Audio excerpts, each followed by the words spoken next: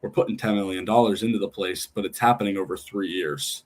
But we only have one chance to get that first impression, right? So we've got to do, hey, what are the things we can do in the short amount of time this year, understanding that there's going to be big changes to come, but we've got to make sure that when a fan walks through our gates in May, that they can feel that we're working hard to make this a special place for them. Okay, let's go.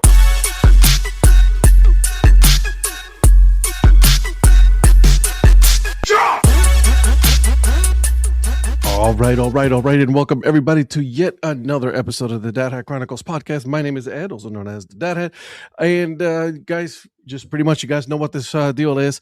This podcast is just to interview people that are in the business of baseball, specifically minor league baseball, and anything in between that we can find baseball related.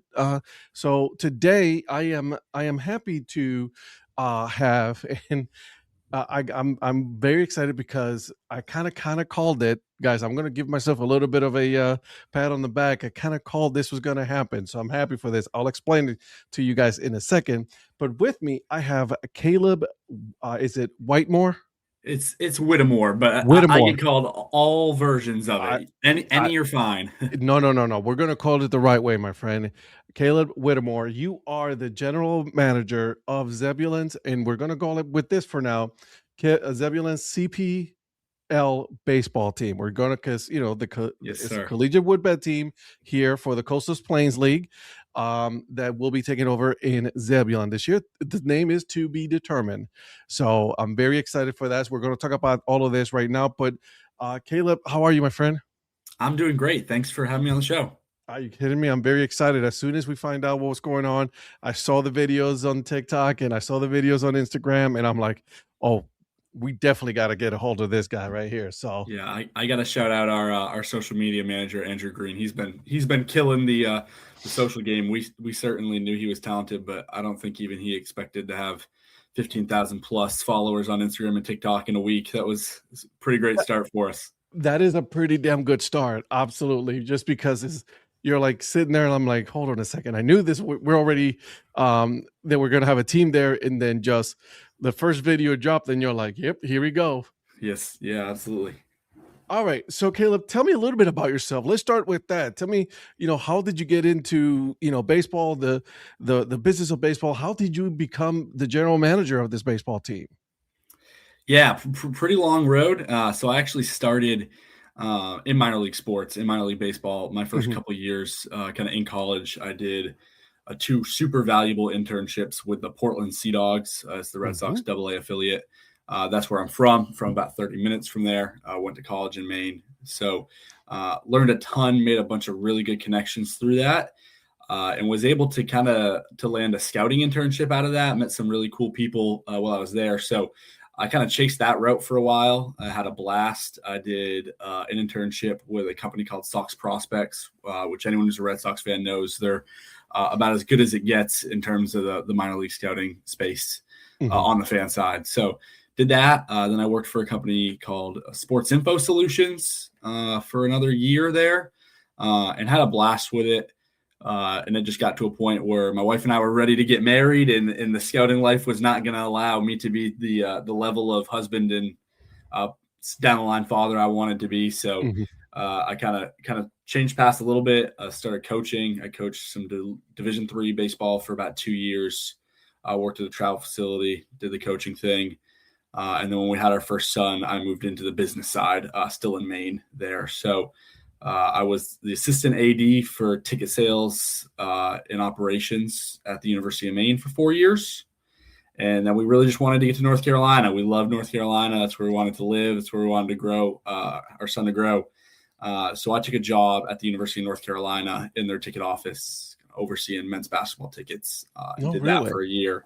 Yeah, I got to do the chartered flights and the coach buses and kind of all the bright lights that come with UNC basketball. And it was a thrill, but my heart has always been in kind of smaller front offices where you wear a bunch of hats, and in baseball specifically. So this opportunity popped up, and my wife and I looked at each other like, hey, this is kind of what I'm meant to do. And it was kind of go from there.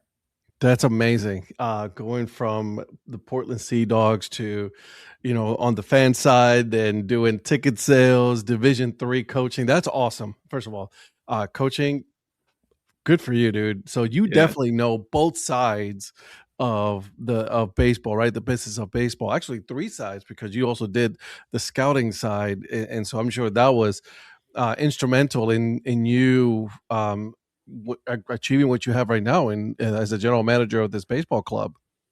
absolutely. Yeah, yeah. It's super valuable.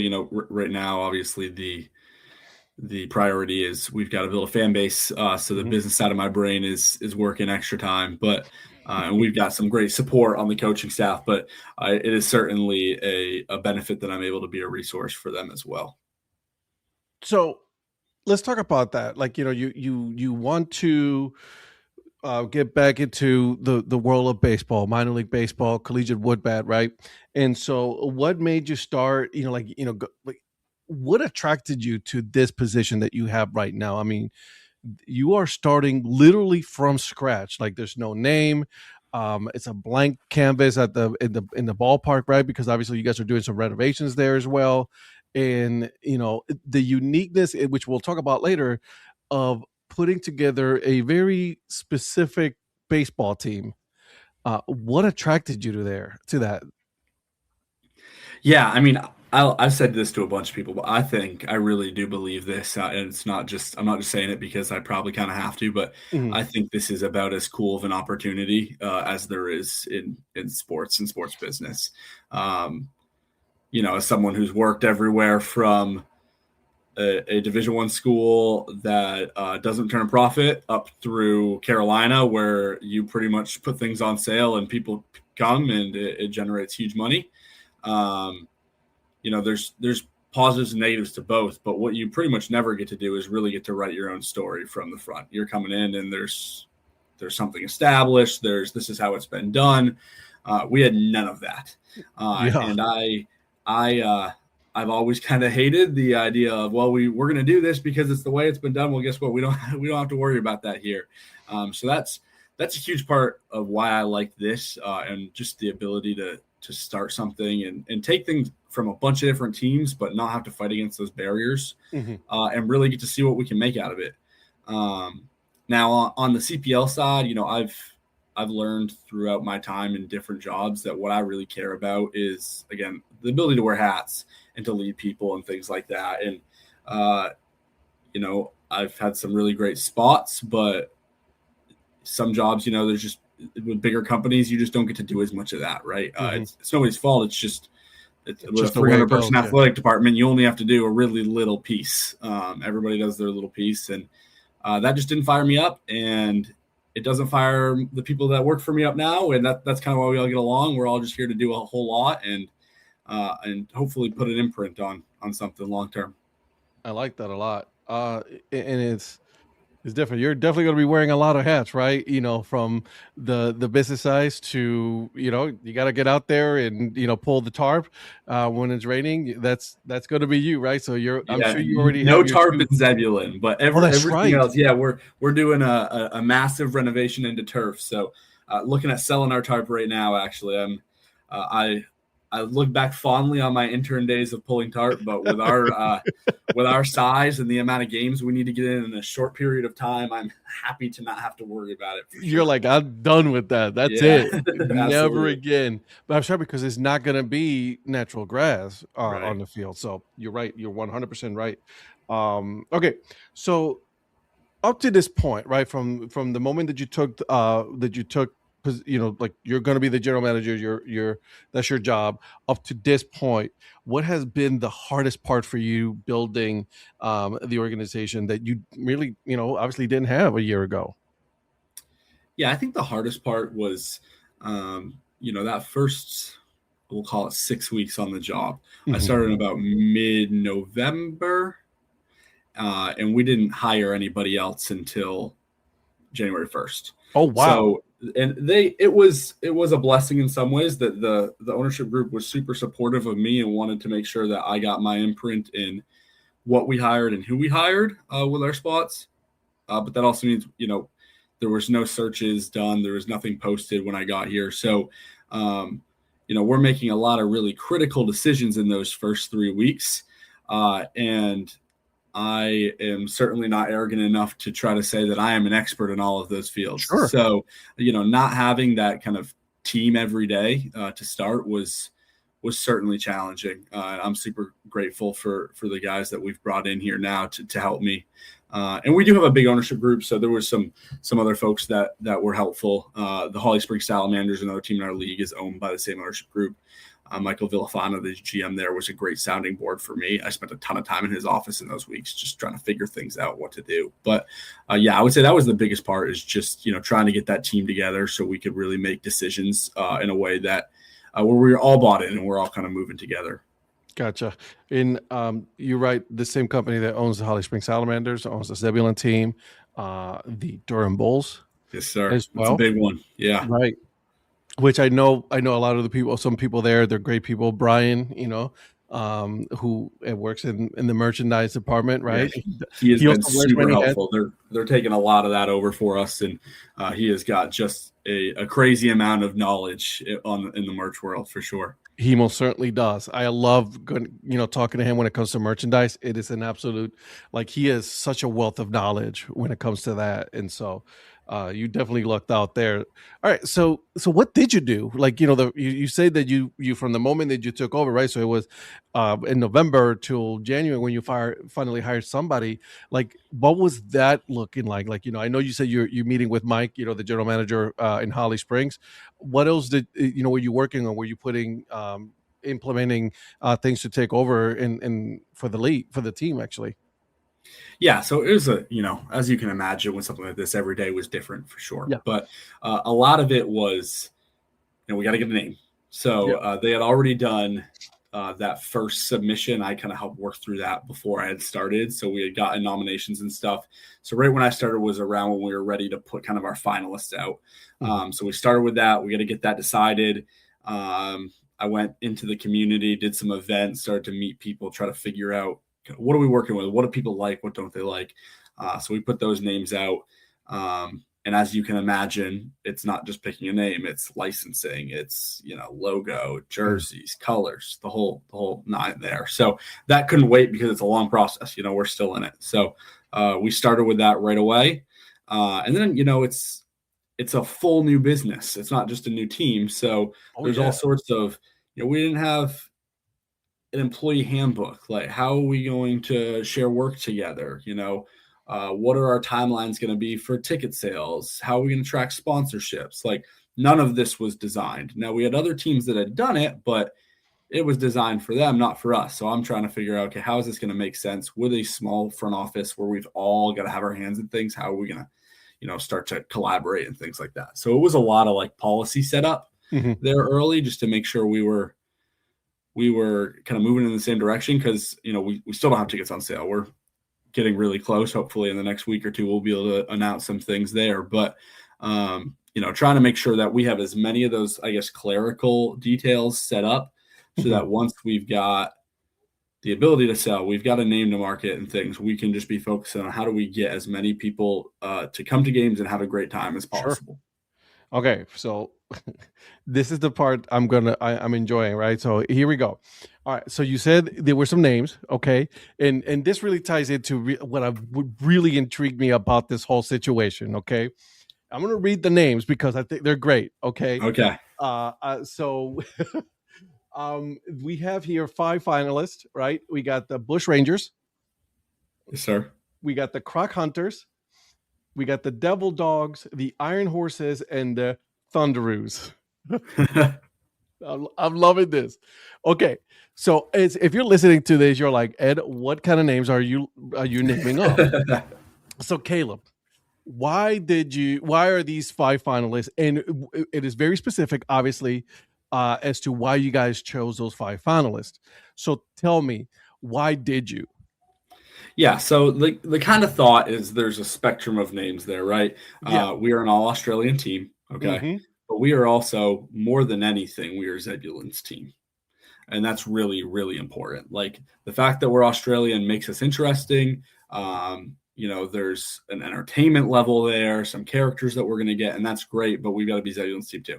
So the goal was kind of a spectrum of, I would say maybe the Iron Horses as like all the way Zebulon Yep. to the Thunderoos, which might be all the way Australia, and trying to kind of, I guess, gauge people's interest in how Aussie do they want this to be. And that was really the goal, is that we kind of get a spectrum of names there. They all, I could go through, like, the Iron Horse, obviously it's the railroad in this area. Correct. The Thunderoos is pretty self-explanatory. The kangaroo is Aussie, and then the thunderstorms and stuff of this area. Crocodile Hunters, again, pretty self-explanatory with the Aussie side. Devil Dogs has the Gene Company in Zebulon. That's kind of a big piece of the history. The Bush Rangers was, again, another one of the more Aussie ones. That's an outlaw in Zebulon in Australia.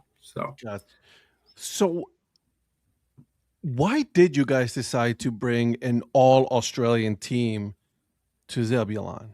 What was the thinking and the rationale behind that? Which, by the way, I am all for this. I think it's amazing. I love this. I've always wanted to go to Australia and really take part in the Australian Baseball League. So the fact that you bring in a full Australian team, coaches and everything, I think is amazing. Yeah, we're really excited about it. So, we announced.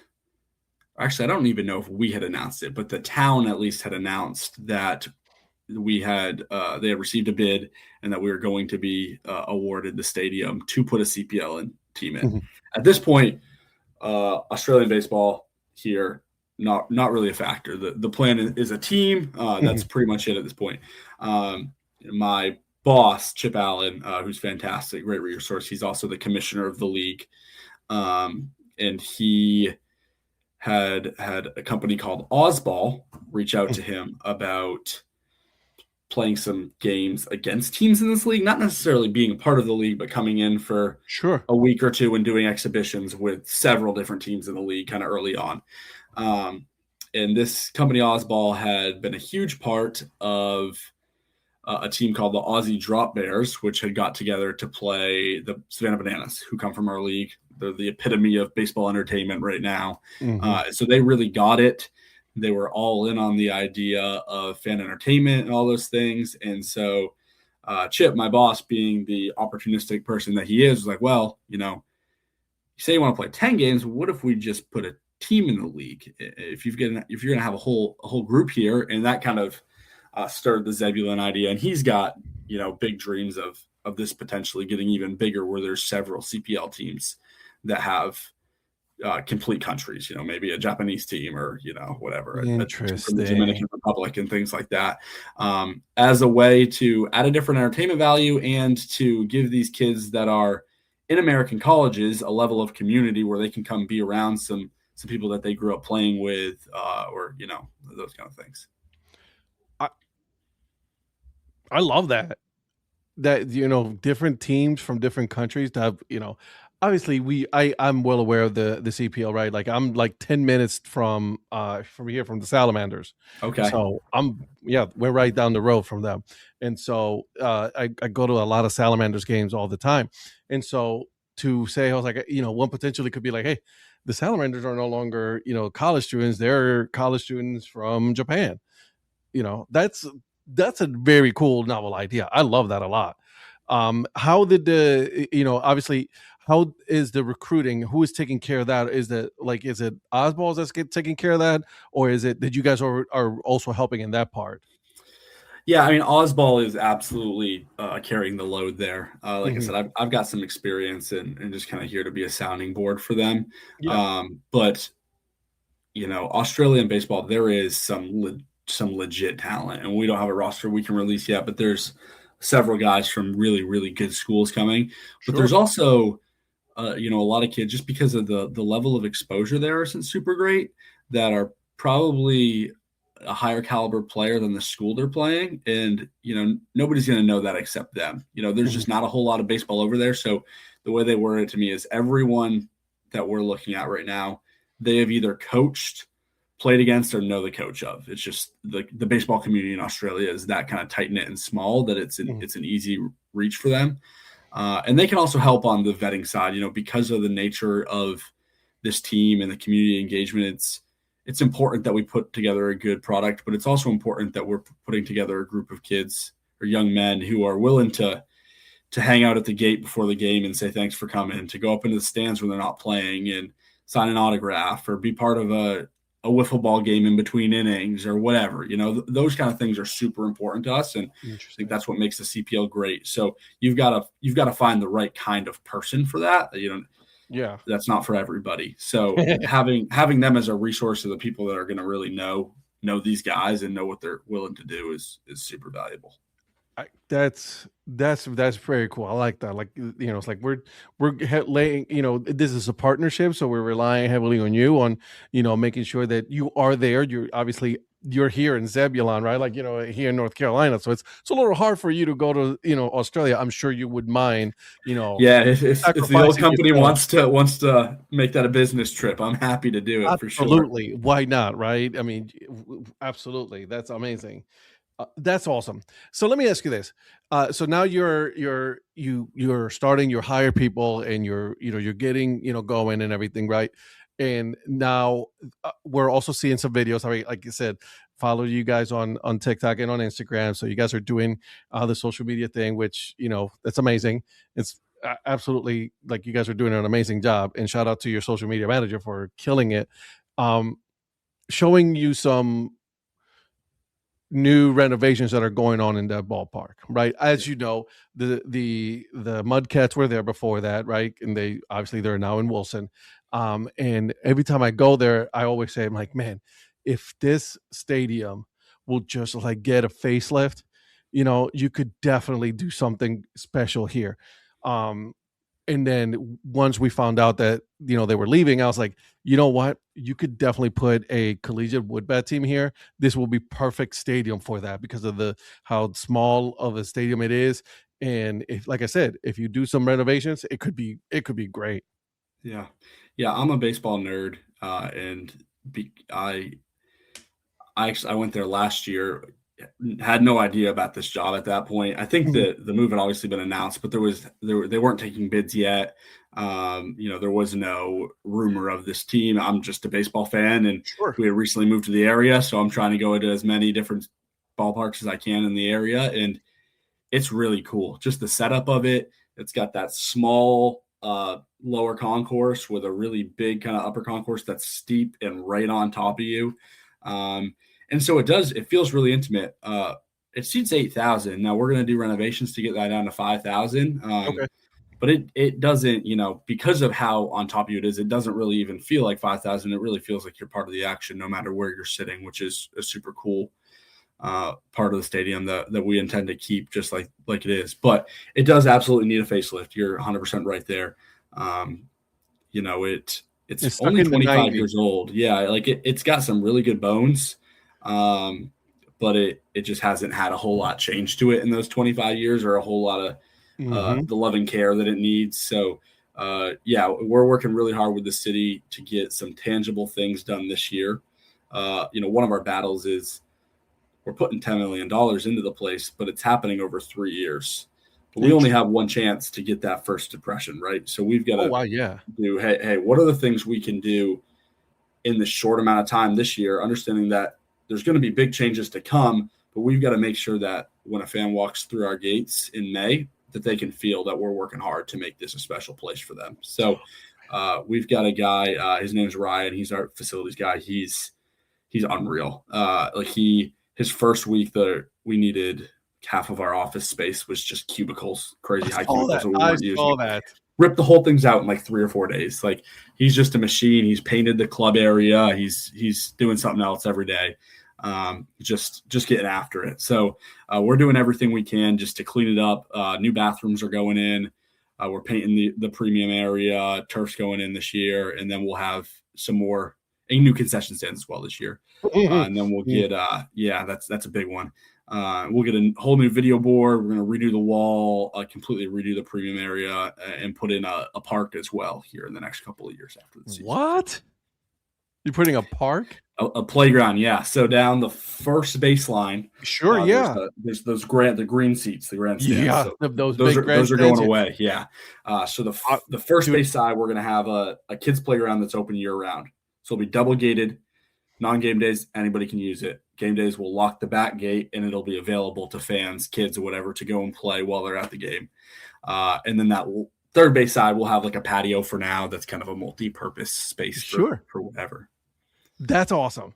First of Yeah, all, it's gonna be really that's cool. amazing. Okay, listen, I've been on those stadium seats, those seats, and during the middle of the day, dude, those things get They're hot. hot, Yeah. and no Yeah, one they're wants to hot, and they're sit just there. yeah, and I mean, maybe once or twice a year they might have put people in it, and we'll have them this year. So 4th Mhm. of July and things like that, That'll be we'll cool. utilize them to get people in. But long term, it's just not realistic for our size community. Mhm. If it continues to double in size every 3 years, maybe we got to look at putting some outfield seats in or something way down the line. But for now, 5,000 seats is plenty for our size, and I think we can do that really well that way.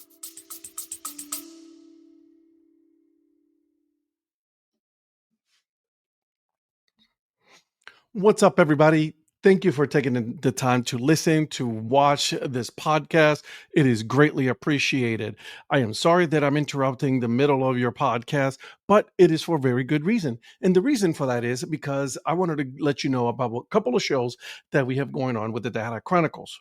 Every Tuesday and Thursdays from 8 p.m., actually, 8 p.m. until actually whenever we're done, it is the DHC Sports Show. We talked about all things sports on there, okay? So from baseball, basketball, we do some football, all of that, right? Join Eric Prophet, join Virgil Brooks, Patrick Larson, and Donnie Weiss, of course, myself, right? Every Tuesday and Thursday, we talk about that. All right. Number two, it is a newer show that we have going on. It's called Break Even Sports. And that's where we talk about the things that are not in the popular world, right? For FCS football, right? And NCAA football, the lower divisions, FCS, Division 2 and 3. We talk about some soccer. That's right. We do talk about soccer. And then we also talk about Formula One. I love Formula One and Indy Race. So there you go. We get that. And then a brand new show that I wanted to tell you. It is regarding Monday mornings. And this is a very specific, very niche show. Okay.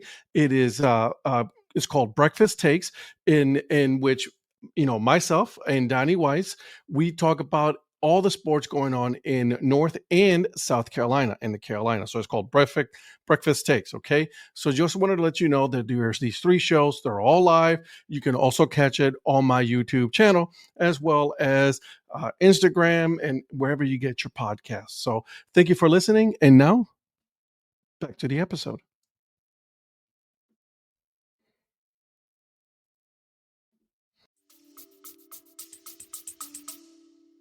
I like that. The kids park, that'd be cool. Just because, listen, like you said, you have a young one, I have a young one, right? And I'm gonna be completely honest, my daughter does not have the attention span to sit there for full 9 innings. And for me to just be like, all right, let's go in the park so you can play in the playground, and then while I can still watch the game, I'm all for that. Yeah, I don't know if maybe when he gets a little older, my soon to be 4-year-old still remembers the days of me coaching and doesn't really grasp the idea of him not being able to get on the field. So if I let him go to the park, he might be finding his way through a stadium gate and into the dugout. So All of a sudden he's playing first yeah, base. you're right. My mom might need to oversee that one for a while. That's cool. I like that. All right, so you guys are doing some facelift to it, right? So you guys are working on the stands. You guys are working on the concession stands and all that. So that's cool. I like that a lot. Like, so let me ask you this, and of course I have to ask: will you be bringing, like food items that are specifically Australian, specific food? Is that part of the plan right now? 100%. Yeah. Yeah. So we actually, we've got a partnership with US Foods, which is right across the street there. Mm-hmm. Super fortunate to have them. They handle concessions food in Durham and in Holly Springs for our ownership group as well. And we're lucky enough to be 100 yards from them at most. So we went Delivery's over easy. there. Yeah. Delivery is really easy. And they've got a full kind of kitchen there with some executive chefs and stuff that help kind of generate ideas for them and create new items. So we went there, I think last week, and they had 6 or 7 or so food items for us to try. So no decisions are 100% yet, but we tried everything from meat pies, Australian meat pies, which is kind of like an empanada without the cilantro, a little more butter. They're really you. good. Yeah. Uh-huh. It's a chicken schnitty, which is basically a chicken sandwich on like a hoagie roll type of thing. Mm. Sausage snag, which is their version of like Italian sausage or something. They serve it on a piece of Wonder Bread instead of a sausage roll. Really? So we tried that. We're looking at potentially having like some kangaroo meat available, like in burger form, all sorts of things. Nothing's off the table. Especially on the food side, any way we can make it interesting and some extra options people can try, we want to do it. I like that a lot. That's cool. That's pretty cool. So I I can just see, like, people will just be like, you know what, let's try the kangaroo burger. Why not? Let's do it. It brings in our goal, like, I'm a baseball guy. I want us to have a high level of baseball. I want us to compete. I want us to win championships, all of those things. Absolutely. But we've also got to reach everybody else too. Like, our goal is to be a fan experience. So, we're going to have the families. We're going to push hard on the families in terms of in-game entertainment and stuff. We're going to get the baseball people because our guys are really going to care about winning, and that's going to be really easy to tell. But, we're also, now we can get the foodies that maybe they're not here for a baseball game per se, but they want to try. Where else are you going to get a kangaroo burger in Zebulon, North Carolina? You can try it here. Come on to a game. And so now you're getting a whole nother market. And then they see, okay, this is actually fun. This is a ton of fun. I might not have thought about baseball, but now that I see what you guys are doing, we've got you in with the food, and we can make new fans that way too. I like that. I like to hear that a lot. Okay, so I'm still in this, the stadium, right? Because I see it in this, I called it a concrete jungle. It's a good way to say it, for sure. Right, because that's what it is. And like the stands are so like steep when you're like when you see it and everything. I was like, this is such a NASCAR stadium. If it could be put in a NASCAR, because you got the stands and then right underneath you got all the concessions. That's how it always been. And so obviously you said that you're going to go from 8,000 to 5,000, right? And I think that's for a collegiate baseball team, absolutely. In saying that, are you thinking about like full like entertainment, like as you come in, like when you come in through those gates right from the parking lot, there is like all that open spot right there, like, have you guys thought about like the full designs of that? What is it, what's the long-term vision for that? 100%. I'm glad you brought that up. So that's kind of twofold a little bit. So in terms of the entertainment venue, like, that has to start at the end of this year. We can't do it right now because we're about to putting in start a brand new season, turf, right? Yeah, and we've got to get turf put in by May. So we're in a crunch right now, and they've got the concourse ripped up, putting in new bathrooms and things. So it's not super usable until May. But as soon as we get out of that, the idea has to be, how do we make this a 10-month venue? This is an asset for the town. We've got to build this first. So that's concerts is a big one. Just like you said, it's so steep and you're so on top of you there that you could essentially fill that upper bowl. Don't worry about the lower bowl because it's 4 rows. And you could put a huge standing room on the field because it's turf. So you can just put people on it and then put a stage in the outfield. So now you're looking at, you could put a concert of 15,000 people in there with standing room and stuff like that and still do it. So yeah, we've thought about concerts. We've thought about putting a boxing ring at home plate, and then now you've got the people right on top of you and stuff like that. Monster trucks, dirt bike racing, whatever. That's one of the big assets of the turf, is we can do all of those things. So yeah, that is the goal. Is we want it to be used. We want it to be more than just a baseball stadium. No, baseball is my thing, and that's got to be a really important part of it, but it can't be the only piece. And then on the development sides, you mentioned we've got so much space out there. And Capital Broadcasting is a lot of things. It's radio, it's TV, it's sports, but a pretty big piece of it is real estate. So anybody who's been to the Bulls knows that American Tobacco campus that it surrounds it. So there's a real potential for us to develop that area and turn it into a smaller version of that, where there's office buildings, restaurants, all those things. Zebulon's blowing up. Like, I looked the other day, it's grown 50% in 3 years. People are just coming here. Like, so if we keep getting that kind of growth, like, there's just not the infrastructure in the area yet to support the amount of houses that are going in. So people are looking for things to do, and we got to be able to provide it to them, whether they're baseball fans or not. Listen, I'm just going to throw it out there. Like, if you put a brewery there, and then people will go hang out there after the game or before the game, now we're talking. Yes, okay. I'm just letting you know. We got to have it. I'm with you 100%. That's amazing. I see.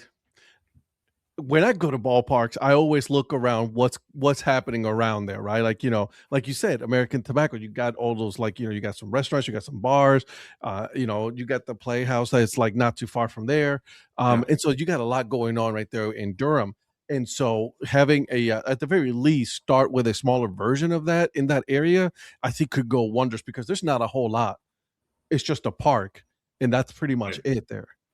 Yeah, it's a huge importance, and there's a huge housing development coming in kind of right behind us. So the goal, if we can get those to kind of touch, and then it becomes one big community there, and then as the other side starts to grow too. But yeah, you hit it on the head. It's got to be a whole thing, especially because it's a little bit out there right now. No, I don't know how long it'll be, but you've got to have some things for people to do where, if they want to, for example, if they want to come to the stadium and have a few beverages, they can go do something after, without, having to worry about trying to get home right away and things like that. No, absolutely. All right. I hope you guys enjoyed this episode with Caleb of the Zebulon. Well, TBD. And make sure you guys come back next week, so that way we'll continue the conversation of the actual team, the Australian team, the food, the ballpark itself, all that fun stuff. We're going to finish all that. And obviously, my famous, not so famous question, but before you go, make sure you hit the subscribe button. Make sure you hit the like. So make sure you share with this episode with one more person. Obviously, why? Because it goes a long way, and then you want to enjoy it. They want to enjoy it. There you go. Do that. Go ahead. Do that. All right, guys. Well, until then, keep on grinding, and then always support the minor leagues. We'll see you guys later. Y ya no hay más que hablar. Lo que fue bonito, pero lo que duele más es lo que no se ha escrito. This podcast is part of the Curved Brim Media Network. Here are some of the other members of Curved Brim Media. Hi, this is Kelly Robinson, the Minor League Nerd. My YouTube channel explores the history of minor league baseball teams. More than just stats, we delve into team lineage, sharing stories from current franchises to obscure one-year wonders. I'm Paul Caputo, and on the Baseball by Design podcast, I talk to minor league baseball teams, designers, and other super interesting people about what these minor league baseball logos mean, and I talk a little bit about ice cream helmets. What's up, Bucketheads? I'm Anna DiTomaso, and each week on the Baseball Bucket List podcast, I speak with a different fan about their favorite baseball memories, what the game means to them, and what's left to check off on their baseball bucket list. Hey everyone, it's Eric from the great state of Kansas. This is Johnny from the New Orleans Baby Cakes Memorial Museum. And we are the Earn Fun Average podcast, where we talk to a variety of guests about their love of baseball and have fun doing it. America, lower your standards. Average is what we do best. This is Patrick and Corey of BaseballMapper.com, and we have made an interactive map to help highlight all baseball teams from the majors down to collegiate summer leagues. We want to bring you closer to baseball, so get on the site and find a team near you today. Hey guys, this is Patrick Larson from the Minor League Baseball Hat History Series, and in every episode I go through the history of minor league teams through my personal collection of hats. You can find me on Twitter at @PatLarson1. I hope you guys enjoy. Learn more about Curved Brim Media at curvedbrimmedia.com.